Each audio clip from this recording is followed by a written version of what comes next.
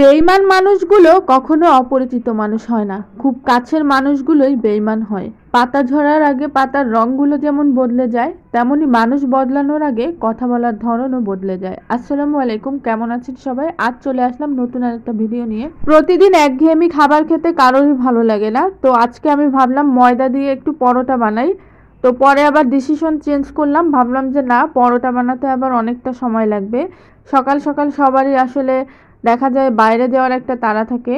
তো আমার হাজব্যান্ড অফিসে যায় বা আমার বাচ্চার স্কুলে যাওয়া থাকে, সেই সাথে আমার তো অনেক কাজ থাকে, আর পেজেরও আবার একটু কাজ থাকে। তো ভাবলাম শর্টকাটে কি করা যায়। সাধারণত আমি যেদিন রুটি না বানাই একবারে ভাতই রান্না করি।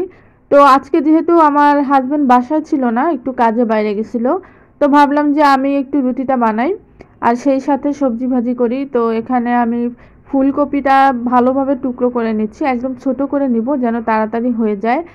আর ফুলকপির সঙ্গে আমি এখানে গাজর, তারপর আলু এগুলোও দিচ্ছি। এই গাজরটার কিছুটা অংশ আমি আমার বাচ্চার স্কুলের টিফিনে দিয়েছিলাম, আর এইটুকু ছিল, তো ভাবলাম যে এটাকেই আমি এখন টুকরো করে নেই। আর সবজিগুলো সব আমি এখানে পরিষ্কার করে নিয়েছি, এরপর তো রান্না করতে চলে আসলাম। এখানে পেঁয়াজ, গরম মশলা, একটুখানি রসুন আর সামান্য একটু আদা কুচি ছিল। তো আমার কাছে মনে হয় যে ডাল দিয়ে যখন সবজি রান্না করা হয় এর ভেতরে গরম মশলা দিলে সুন্দর একটা স্মেল আসে। তো এখানে আমি মসুরের ডালটা আগে দিলাম, তারপর সবজিগুলোকেও দিয়ে দিচ্ছি। সব একবারেই দিয়ে দিব, এটা রান্না হতে বেশি সময় লাগবে না। পরিমাণ মতো গুঁড়া মশলা আর একটুখানি লবণ দিলাম। আর যেহেতু অনেকটা কাঁচামরিচ দিয়েছি, তো এজন্য মরিচের গুঁড়াটা অল্প দিয়েছি। এখন এটাকে নেড়ে চেড়ে কষিয়ে ঝোলের জন্য পানি দিব। আর এদিকে আমি সেই মেখে রাখা আটাটা দিয়ে এখন আমি রুটি বানাবো। আর আজকে আমি 3টা রুটি বানাবো। তো এই নাস্তাটা মূলত আমার আর আমার ছেলের জন্য বানাচ্ছি, এজন্য আমি 3টা রুটি বানিয়েছি। যদিও এখানে 3টা রুটি আমরা খেতে পারিনি, 2টা খেয়েছিলাম আর একটা ছিল। তো এরপর আমি রুটিটা বানিয়ে নিচ্ছি। আর যখনই ক্যামেরাটা অন থাকে তখনই কেন জানি রুটিটা সুন্দর গোল হয় না। পরে যে 2টা রুটি বানিয়েছি ওই 2টা কিন্তু অনেক সুন্দর গোল হয়েছে। এখন এই রুটিটা বানানোর পরে আমি ছেঁকে নিব। আর সকালবেলায় অলরেডি 7:30টার বেশি বেজে গেছে, তো 8:30 পৌনে 9টার ভেতরে বাসা থেকে বের হয়ে যেতে হবে।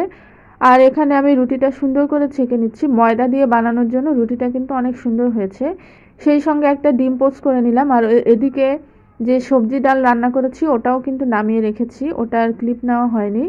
তো ডিমটা একটু পোচ করা হয়ে গেলে তারপর আমি নাস্তাটা রেডি করছি। আর এই যে প্লেটে সাজিয়ে নিলাম রুটি, ডাল, সবজি ভাজি আর ডিম পোচ। তো এটা দিয়ে সকালের নাস্তা সেরে নিব এখন। তো রোদের আলোতে একটু ঢং করে এটার ক্লিপ নিলাম।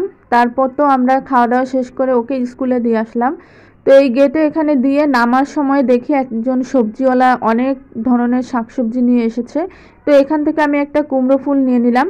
তো চলে আসবো পরবর্তী ভিডিও নিয়ে। ভালো থাকবেন সবাই, আজকের মতো আল্লাহ হাফিজ।